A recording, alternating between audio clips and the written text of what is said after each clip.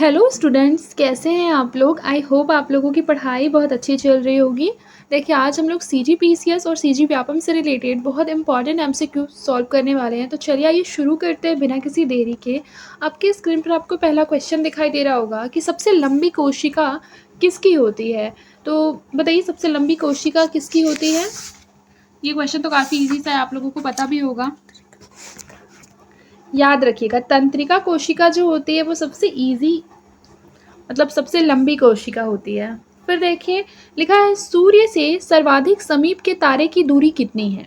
तो याद रखिए कितनी है, 4.3 प्रकाश वर्ष। फिर देखिए, उत्तरी गोलार्ध में दिन और रात किस दिनांक को बराबर होते हैं। तो याद रखिए 21 मार्च को दिन और रात दोनों बराबर होते हैं। फिर है वायुमंडल में ऑक्सीजन का जो परसेंट है वो कितना होता है। तो याद रखिए वायुमंडल में जो ऑक्सीजन का परसेंट है वो है 21%।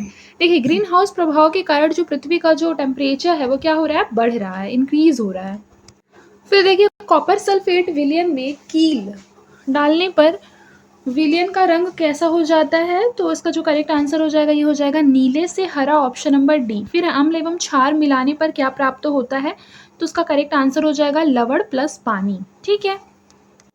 फिर देखिए, अम्ल लिटमस पेपर को कैसे कर देता है। तो अम्ल जो है वो लिटमस पेपर को नीले को लाल कर देता है। ठीक है। और क्षार क्या करता है, लाल को नीला कर देता है। फिर देखिए, कैल्शियम हाइड्रोक्साइड का जो फॉर्मूला है वो क्या होता है। तो कैल्शियम हाइड्रोक्साइड CaOH2। अब देखिए, परमाणु संख्या क्या होती है। तो याद रखिए, जो परमाणु संख्या है वह प्रोटॉनों की संख्या के इक्वल होती है। फिर देखिए, ऑक्सीजन की संयोजकता कितनी होती है। तो ऑक्सीजन की जो संयोजकता है 2 होती है। पहले कक्ष में इलेक्ट्रॉनों की संख्या कितनी होती है। तो याद रखिएगा 2 होती है। आप लोगों ने सुना होगा 2, 8, 8 इस तरीके से चलता है ना। फिर देखिए, धातुएं क्या होती है। तो याद रखिए, धातुएं जो होती है वो आघातवर्धी एवं तन्य होती है, ऊष्मा का सुचालक होती हैं और ध्वनि उत्पन्न करने वाली होती हैं। ठीक है, यानी कि इनमें से सभी, ऑप्शन नंबर डी। फिर देखिए, कौन सी धातु ठोस नहीं है इनमें से, बताइए कौन सी धातु जो है वो इनमें से ठोस नहीं है। तो याद रखिए, पारा जो है वो ठोस नहीं है, वो क्या होता है, द्रव होता है। फिर देखिए, किसका गलनांक कम होता है। तो याद रखिए, गैलियम का जो गलनांक है वो कम होता है। धातु संक्षारण में एक महत्वपूर्ण कारक कौन सा है। तो इसका करेक्ट आंसर हो जाएगा वायु तथा पानी। फिर देखिए, निम्न में से किसकी संरचना अक्रिस्टलीय नहीं है। तो उसका जो करेक्ट आंसर हो जाएगा, ये हो जाएगा ऑप्शन नंबर ए, हीरा। ग्रेफाइट में एक कार्बन परमाणु अन्य कितने कार्बन परमाणुओं से जुड़ा होता है। तो 3। फिर फुलरीन में मूलतः कार्बन परमाणुओं की संख्या कितनी होती है। तो उसका जो करेक्ट आंसर हो जाएगा 132 का, ये हो जाएगा ऑप्शन नंबर बी, 60। फिर देखिए, पानी से भरे कप में पड़ा सिक्का उठा दिखाई देता है, बताइए प्रकाश के अपवर्तन के कारण, ऑप्शन नंबर बी। फिर देखिए, जब प्रकाश किरण जो है वो मुख्य अक्ष के समानांतर लेंस पर आपतित होती है तो अपवर्तन के बिंदु पर मिलती है, उसे क्या कहते हैं, बताइए उसे क्या कहते हैं। तो उसका जो करेक्ट आंसर हो जाएगा, ये हो जाएगा द्वितीय फोकस। फिर देखिए, लिखा है उत्तल लेंस आवर्धक लेंस की भांति कार्य करता है जब वस्तु को लेंस के सामने प्रकाशिक केंद्र एवं फोकस के बीच रखते हैं। ठीक है, ऑप्शन नंबर बी। फिर देखिए, वे प्रतिबिंब जिन्हें पर्दे पर प्राप्त किया जा सकता है वे क्या कहलाते हैं। तो उसका करेक्ट आंसर हो जाएगा वास्तविक प्रतिबिंब। फिर सूक्ष्म जीव पाए जाते हैं, बताइए सूक्ष्म जीव पाए जाते हैं। तो याद रखिएगा, जल में भी, मृदा में भी और जीवों के शरीर में भी, यानी ऑप्शन नंबर डी। फिर देखिए, जल स्रोतों में फिसलन का क्या रीजन होता है। तो याद रखिए, नीली हरी शैवाल। फिर मलेरिया का रोग कारक सूक्ष्म जीव कौन सा है। तो उसका करेक्ट आंसर हो जाएगा ऑप्शन नंबर बी, प्लाज्मोडियम। फिर देखिए, पैरामीशियम का प्रचलन अंग कौन सा है। तो करेक्ट आंसर हो जाएगा सीलिया। फिर विब्रियो कॉलेरी नामक जीवाणु से रोग होता है, इसका करेक्ट आंसर हो जाएगा हैजा। फिर जलीय दस्त होना एक लक्षण है निम्नलिखित रोग का, कौन से रोग में जलीय दस्त होने लगता है। तो याद रखिए हैजा, हैजा में जलीय दस्त होता है। फिर देखिए, छोटी माता रोग सूक्ष्म जीव से होता है, वह कौन सा है। तो याद रखिए वेरिसेला जोस्टर। फिर देखिए, रोग का टीका लगाया जाता है, टाइफाइड में रोग का टीका लगाया जाता है। देखिए, पीतल में पाया जाता है? बताइए पीतल किसका मिश्रण होता है? तो याद रखिएगा जो पीतल है वो मिश्रण होता है कॉपर एवं जिंक का। फिर देखिए लोहे पर लगी जंग का रासायनिक सूत्र क्या है? तो याद रखिए लोहे पर जो लगी जंग है उसका रासायनिक सूत्र है Fe2O3H2O। ठीक है। फिर देखिए अधातुएं विद्युत की क्या होती हैं? तो इसका जो करेक्ट आंसर हो जाएगा ये हो जाएगा कुचालक होती है। ठीक है। ग्रेफाइट किसका अपरूप है? तो ग्रेफाइट जो है कार्बन का अपरूप है। फिर देखिए अग्निशामक यंत्रों में उपयोग होने वाली कौन सी है इनमें से जो कि अग्निशामक यंत्रों में यूज होती है? तो याद रखिए ये है कार्बन डाइऑक्साइड। प्रकृति में सबसे कठोर पदार्थ है, प्रकृति में सबसे कठोर पदार्थ है ऑप्शन नंबर ए हीरा। फिर देखिए निम्नलिखित में से किसका अपवर्तनांक न्यूनतम होता है? तो उसका जो करेक्ट आंसर हो जाएगा ये हो जाएगा वायु का। वायु के सापेक्ष जल का अपवर्तनांक है, वायु के सापेक्ष जल का अपवर्तनांक है। इसका करेक्ट आंसर क्या हो जाएगा? 4/3। अवतल लेंस से सदैव बनता है, बताइए अवतल लेंस से सदैव क्या बनता है? आभासी एवं वस्तु से छोटा प्रतिबिंब option number D. Salmonella typhi नामक जीवाणु से कौन सा रोग होता है? इसका करेक्ट आंसर हो जाएगा टाइफाइड।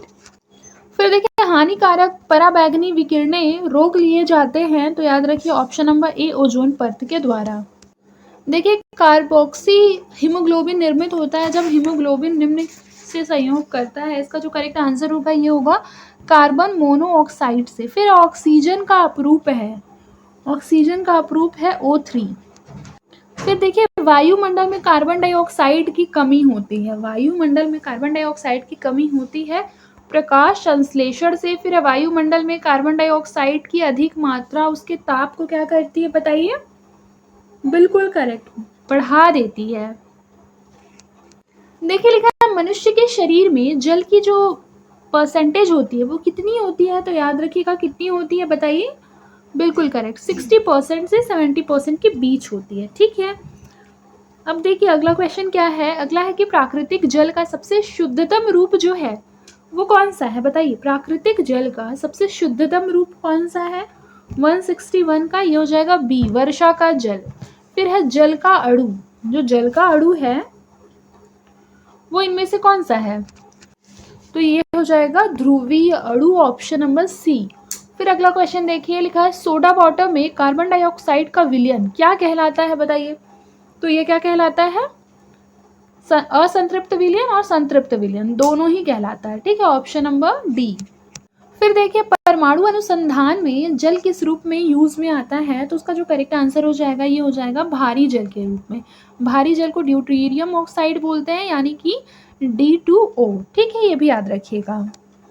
फिर देखिए सूर्य ऊर्जा का मुख्य स्रोत है। तो इसका जो करेक्ट आंसर हो जाएगा ये हो जाएगा ऑप्शन नंबर सी, इसमें उपस्थित हाइड्रोजन नाभिकों का संलयन।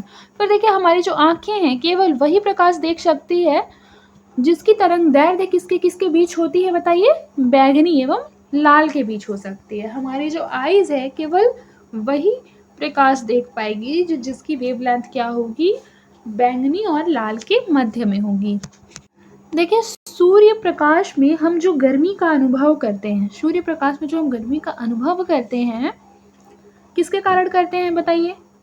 बिल्कुल करेक्ट, करते हैं हम अवरक्त प्रकाश के कारण। फिर पृथ्वी की सतह प्राप्त सौर ऊर्जा का केवल कितनी % भाग को अवशोषित करती है? तो उसका करेक्ट आंसर हो जाएगा 47% भाग को। देखिए लिखा है सौर सेल बनाने में प्रयोग किए जाने वाले अर्धचालकों के नाम लिखिए। तो इसका जो करेक्ट आंसर हो जाएगा 169 का। बताइए क्या होगा? तो ये अर्धचालक सिलिकॉन भी मिलाया जाता है उसमें और गैलियम भी मिलाया जाता है यानी option number A and B. प्रकृति में यूरेनियम मिलता है किस रूप में? बताइए। बिल्कुल करेक्ट, ये मिलता है यूरेनियम 238 के रूप में। फिर देखिए जब दो प्रोटॉन परस्पर एक दूसरे से टकराते हैं तब क्या उत्पन्न होता है? बताइए। एक प्रोटॉन, एक न्यूट्रॉन, एक पॉजिट्रॉन और एक न्यूट्रिनो, ऑप्शन नंबर डी। फिर देखिए नाभिकीय रिएक्टर में अधिक न्यूट्रॉनों को अवशोषित करने के लिए क्या प्रयुक्त होता है? तो ये होता है बोरॉन प्लस कैडमियम की छड़ें, ऑप्शन नंबर सी। भारत में यूरेनियम मुख्यतः प्राप्त होता है तो जादूगुड़ा झारखंड से। ठीक है। फिर उसके बाद देखिए लिखा यूरेनियम सविचरित किया जाता है न्यूक्लियर फ्यूल्स कॉम्प्लेक्स तो इसका जो करेक्ट आंसर हो जाएगा ये हो जाएगा हैदराबाद। देखिए लिखा है गैसीय ईंधन का एग्जाम्पल कौन सा है, तो याद रखिए गैसीय ईंधन का एग्जाम्पल है बायोगैस। फिर है पारंपरिक चूल्हे से धुआं रहित चूल्हा अच्छा समझा जाता है क्योंकि इसमें क्या होता है, इसमें कम ऊर्जा की खपत होती है, यह घर को साफ रखता है, या स्वास्थ्य की दृष्टि से भी अच्छा होता है, यानी ऑप्शन नंबर डी क्या हो जाएगा, करेक्ट आंसर हो जाएगा। फिर है मीथेन कार्बन डाइऑक्साइड एवं जल का मिश्रण है, तो इसका जो करेक्ट आंसर हो जाएगा ये हो जाएगा बायोगैस। प्राकृतिक गैस इनमें से किसका मिश्रण है, बताइए। प्राकृतिक गैस जो है इनमें से किसका मिश्रण है, तो याद रखिए कि जो प्राकृतिक गैस है वो मिश्रण होता है एथेन, प्रोपेन, ब्यूटेन का मिश्रण, यानी ऑप्शन नंबर ए। फिर देखिए लिखा हुआ है कि सबसे अधिक कैलोरी मान वाला ईंधन कौन सा है, तो सबसे अधिक कैलोरी मान का जो ईंधन है वो है हाइड्रोजन। फिर कार्य का ऐसा ही मात्रक क्या है, बताइए। कार्य का ऐसा ही मात्रक न्यूटन मीटर होता है। एक अश्व शक्ति किसके बराबर होती है, तो 746 वॉट के बराबर। बताइए शक्ति का ऐसा ही मात्रक क्या होता है, तो शक्ति का जो ऐसा ही मात्रक होता है वो वॉट होता है। देखिए लिखा है ऊर्जा का ऐसा ही मात्रक क्या है, तो याद रखिए ऊर्जा का जो ऐसा ही मात्रक है वो है ऑप्शन नंबर ए जूल। फिर गतिज ऊर्जा का सूत्र क्या है, तो गतिज ऊर्जा का जो सूत्र है वो हो जाएगा ऑप्शन नंबर सी 1/2 mv²। फिर देखिए यदि एक वस्तु का द्रव्यमान और वेग दोनों ही दुगना कर दिया जाए तो उसकी गतिज ऊर्जा पर क्या प्रभाव पड़ेगा, तो याद रखिए इसका करेक्ट आंसर होगा कि वह 8 गुनी हो जाएगी। फिर देखिए अगला क्वेश्चन देखते हैं। लिखा है कि कौन सा जो स्टेटमेंट इनमें से क्या है वो सत्य नहीं है, मतलब असत्य है, तो याद रखिए कार्य इज इक्वल टू शक्ति इंटू विस्थापन, ये क्या हो जाएगा, गलत हो जाएगा। ठीक है, देखिए फिर लिखा है एक चुंबक को धागे से स्वतंत्रता पूर्वक लटकाए जाने से वह सदैव निम्न दिशा में ठहरता है, इसका जो करेक्ट आंसर हो जाएगा ये होगा उत्तर दक्षिण। फिर लिखा है यदि एक चुंबक है, ठीक है, उसको क्या करिए 2 टुकड़ों में विभाजित कर दिया जाए तो निम्न में से कौन सा जो कथन है वो सत्य है, तो उसका जो करेक्ट आंसर हो जाएगा ये हो जाएगा ऑप्शन नंबर बी। प्रत्येक टुकड़ा जो होता है वो एक स्वयं में क्या होता है, पूर्ण चुंबक होता है। चुंबक के समान ध्रुवों में क्या होता है, ऑप्शन नंबर बी प्रतिकर्षण होता है। फिर है चुंबक की सही पहचान क्या है, तो याद रखिए चुंबक की जो सही पहचान होती है वह क्या होती है, प्रतिकर्षण। देखिए लिखा है सुरक्षा फ्यूज निम्न में से किस पदार्थ का बना होता है, तो याद रखिए तांबा और टीन मिश्र धातु का बना होता है। फिर देखिए लिखा है घरेलू विद्युत उपकरण में लगा हुआ सुरक्षा फ्यूज उस पदार्थ का बना होता है जिसका क्या होता है, जिसका गलनांक कम होना चाहिए और प्रतिरोध अधिक होना चाहिए। फिर है विभव का ऐसा ही मात्रक क्या है, तो ये वोल्ट होता है, विभव का ऐसा ही मात्रक वोल्ट होता है। फिर देखिए यदि विभवांतर को वोल्ट में तथा धारा को एम्पियर से मापे तो शक्ति का मात्रक क्या होगा, तो इसका जो करेक्ट आंसर हो जाएगा 194 का क्या हो जाएगा, ये वोल्ट एम्पियर। फिर है बीजाणुओं का निर्माण कैसे होता है, तो बीजाणुओं का निर्माण होता है बैक्टीरिया से। फिर है पौधों में नर तथा मादा जनन अंग पाए जाते हैं, तो याद रखिए ऑप्शन नंबर बी पुष्प में। फिर देखिए जिन जीवों में जो नर है और मादा अंग मतलब जो जनन अंग होता है वो अलग अलग पाए जाते हैं उन्हें क्या कहते हैं, तो उन्हें कहते हैं एक लिंगी। फिर देखिए मुकुलन के द्वारा जनन किस में होता है, हाइड्रा में। फिर देखिए निम्न में से कौन सा सजीव खंडन द्वारा जनन करता है, तो उसका जो करेक्ट आंसर हो जाएगा ये हो जाएगा चपटी कृमि, ऑप्शन नंबर ए। फिर चेतना बुद्धि और स्मरण शक्ति का केंद्र है, बताइए कौन सा है, तो ऑप्शन नंबर ए प्रमस्तिष्क गोलार्ध। फिर देखिए पौधों के कोशिका विभाजन में सहायक होने वाला हार्मोन कौन सा है, तो उसका जो करेक्ट आंसर हो जाएगा 201 का, बताइए क्या होगा, बिल्कुल करेक्ट ऑप्शन नंबर ए जिब्रेलिन। ये जो क्वेश्चन है वो CGPCS में लास्ट ईयर पूछा गया था, ठीक है, कि पौधों की कोशिका विभाजन में सहायक होने वाला हार्मोन क्या है, जिब्रेलिन। रक्त में शक्कर की मात्रा का जो नियंत्रण है वो कौन करता है, तो याद रखिए इंसुलिन। देखिए अगला क्वेश्चन है कि वृक्कों के द्वारा जल के पुनः अवशोषण का नियमन किस ग्रंथि के द्वारा होता है, तो उसका करेक्ट आंसर हो जाएगा पीयूष ग्रंथि। फिर नेक्स्ट क्वेश्चन देखिए पत्तियों एवं फलों के खुलने एवं बंद करने की जो क्रिया है उसको कौन नियंत्रित करता है, तो वृद्धि रोधक ABA हार्मोन। फिर देखिए रॉकेट में द्रवीय ईंधनों का यूज होता है, बताइए रॉकेट में द्रवीय ईंधनों का यूज होता है कैसे होता है, ऑप्शन नंबर ए गोडार्ड तथा वॉन ब्रान। फिर देखिए लिखा है, सॉरी, इस क्वेश्चन में ये पूछा गया था कि रॉकेट में द्रवीय ईंधन का यूज जो है वो किसने किया, तो गोडार्ड एवं वॉन ब्राउन ने। फिर देखिए लिखा है प्रतिजैविक दवाइयों की खोज किस वैज्ञानिक के द्वारा की गई थी, तो उसका करेक्ट आंसर हो जाएगा फ्लेमिंग। फ्लेमिंग और ये क्या लिखा हुआ है बताइए, फ्लोर, फ्लेमिंग एंड फ्लोर ने। देखिए अगला क्वेश्चन है कि निम्नलिखित में से कौन सा प्रारंभिक युग है, तो याद रखिए इनमें से कौन सा प्रारंभिक युग है, पाषाण युग। फिर है V2 रॉकेट की खोज किसने की थी, तो अमेरिका के गोडार्ड एवं जर्मनी के वान ब्रान ने।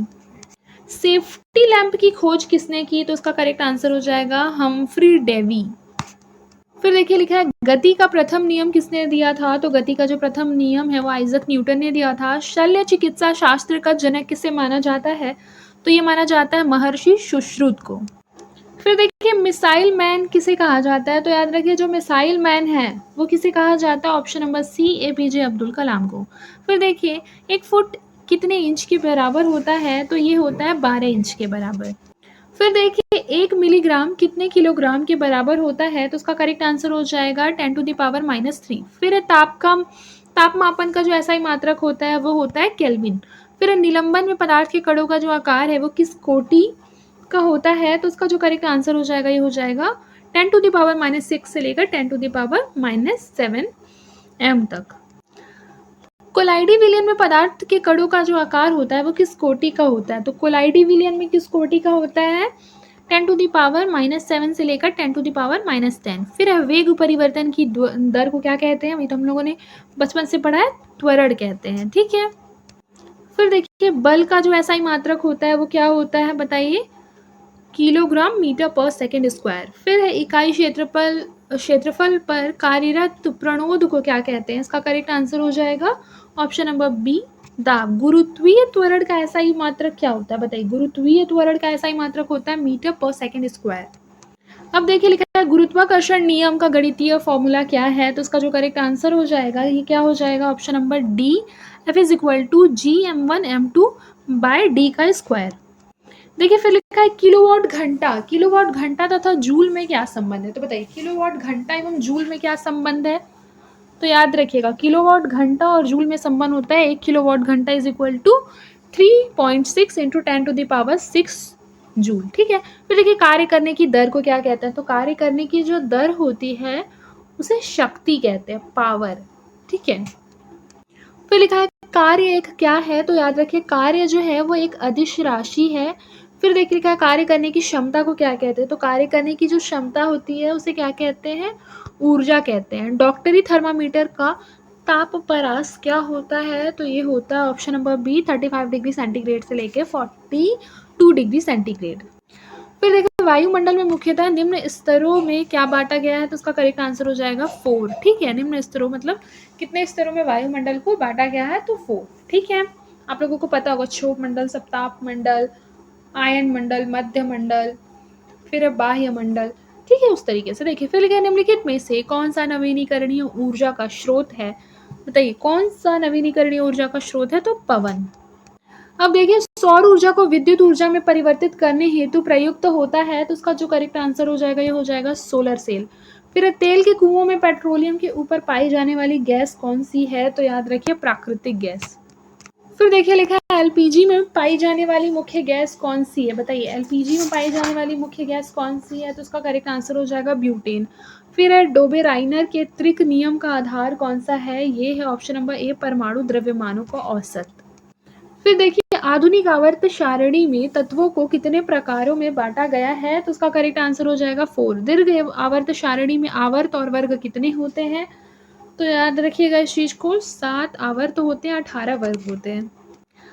आवर्त सारणी के किसी समूह के ऊपर से नीचे आने वाले इलेक्ट्रॉन ग्रहण की जो प्रवृत्ति होती है वो कितनी होती है, तो उसका जो करेक्ट आंसर हो जाएगा 236 का, ये क्या हो जाएगा, समान होती है। ठीक है। याद रखिएगा कि आवर्त सारणी के किसी भी समूह के ऊपर से नीचे आने पर इलेक्ट्रॉन ग्रहण की जो प्रवृत्ति होती है समान होती है। जीवन की मूलभूत इकाई क्या है, तो याद रखिए कोशिका। देखिए लिखा है समसूत्री विभाजन किन कोशिकाओं में होता है, तो याद रखिएगा कायिक कोशिकाओं में। अर्धसूत्री विभाजन किन कोशिकाओं में होता है? तो ये याद रखिएगा, जनन कोशिकाओं में। फिर देखिए बेरी-बेरी रोग किस विटामिन की कमी से होता है? तो ये हो जाएगा विटामिन ए। नहीं, ये गलत है, विटामिन बी होगा। फिर देखिए नेक्स्ट क्वेश्चन है कि जो रोग संक्रमित व्यक्ति से स्वस्थ व्यक्ति में स्थानांतरित नहीं होता है, उसे क्या कहते हैं? तो याद रखिए, उसे असंक्रामक रोग कहते हैं। और जो स्थानांतरित हो जाते हैं उन्हें क्या बोलते हैं? संक्रामक रोग। फिर देखिए टूटी-फूटी कोशिकाओं की मरम्मत कौन करता है? तो याद रखिए टूटी-फूटी कोशिकाओं की जो मरम्मत होती है वो कौन करता है? Option number C, protein. फिर मरुद्भिद पौधे जो होते हैं वो जलकुंभी एवं कमल होते हैं। देखिए लिखिए मोच में काम आने वाली वनस्पति कौन सी है? तो उसका करेक्ट आंसर हो जाएगा लहसुन एवं प्याज, यानी कि दोनों। फिर जलोद्भिद पौधे कौन से हैं? तो याद रखिए जलकुंभी और कमल। परितंत्र में अपघटन का कार्य कौन करता है? तो उसका जो करेक्ट आंसर हो जाएगा, बताइए क्या हो जाएगा? सूक्ष्म जीव। फिर हरे पौधों को उत्पादक क्यों कहा जाता है? बताइए। हरे पौधों को उत्पादक कहा जाता है क्योंकि ये भोजन का निर्माण क्या करते हैं? स्वयं करते हैं। फिर देखिए स्वतंत्रता पूर्वक लटकाने पर चुंबक क्या करता है? तो याद रखिए उत्तर दक्षिण दिशा में जाकर रुकता है। स्थायी चुंबक किस धातु के बने होते हैं? तो याद रखिए जो स्थायी चुंबक है वो लोहा, निकिल और कोबाल्ट के मिश्र धातु से बने होते हैं। फिर देखिए चुंबक का चुंबकत्व सर्वाधिक कहाँ पर होता है? तो याद रखिए चुंबक के सिरों के पास ध्रुवों पर। जैसे मान लीजिए ये चुंबक है, ऐसे होता है ना, नॉर्थ और साउथ, इस तरीके से। तो जो इसका सिरा यहाँ पर होता है, यहाँ पर सबसे ज़्यादा चुंबकत्व होता है। आज के लिए बस इतना ही, मिलते हैं नेक्स्ट क्लास में। तब तक के लिए अपना ख्याल रखें और मन लगाकर पढ़ाई करते रहें।